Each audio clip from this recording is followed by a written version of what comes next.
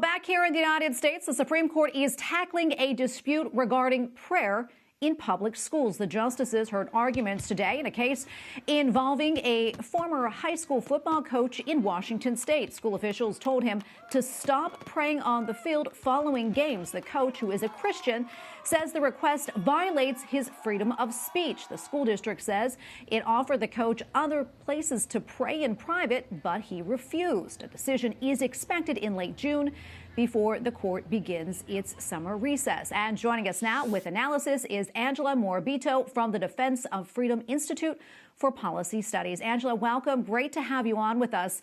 Let's talk a little bit more about this case, which goes back to 2015, and really what's at the heart here.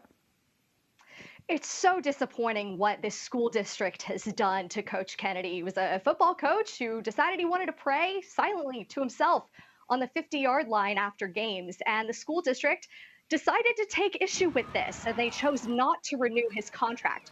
So now this man is out of a job, and the Defense of Freedom Institute has filed an amicus brief in this case, saying that you do not check your religious freedom rights at the schoolhouse door.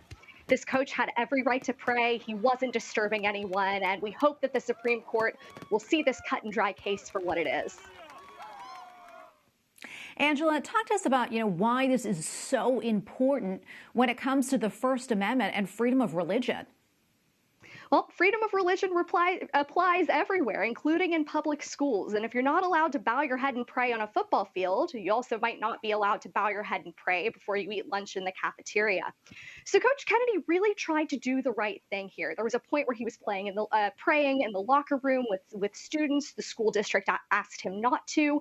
He complied, but that wasn't enough. And then some of the players noticed that he would go pray on the field after games, and they asked if they could join. And he said to them, it's a free country. So that's the ultimate irony here, that this coach recognizes it's a free country, but unfortunately his school district didn't. And I want to talk about the oral arguments now that took place today. What was your take? Any sense as to how the court may be leaning? It's really tough to read the tea leaves here, but we're optimistic that the court is going to see that religious freedom applies everywhere. Some of the quote-unquote reasonable accommodations the school tried to give this coach just weren't reasonable at all. They tried to stick him in a janitor's closet and said, all right, you go, walk over here, hide your faith, literally shove it in a closet. He said, no way. And I believe he was right to do that. So the Defense of Freedom Institute in our amicus brief lays out the facts of this case and says, this should be so simple. It's remarkable that this even got to the Supreme Court, because the facts that these justices began to hear today, clearly show that he was simply exercising his First Amendment rights. I understand that one of the justices today suggested that the coach's post-game prayer may be seen as a form of coercion. Talk to us more about that and your thoughts. Well, there was nothing coercive about this prayer, really. He hadn't said, hey, everyone come pray with me. There were a few players who noticed he was doing so, and on their own volition, they decided to join.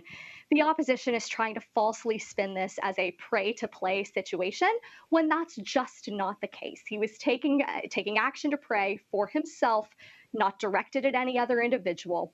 And in fact, many times while he was doing this, students were either singing the fight song or walking through the stands after the game.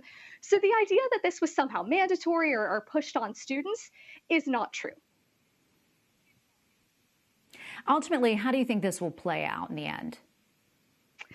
I anticipate that the court will recognize Coach Kennedy's freedom to pray, and that will be good news, not just for him, but for students and educators all across the country who will have their religious freedom rights upheld.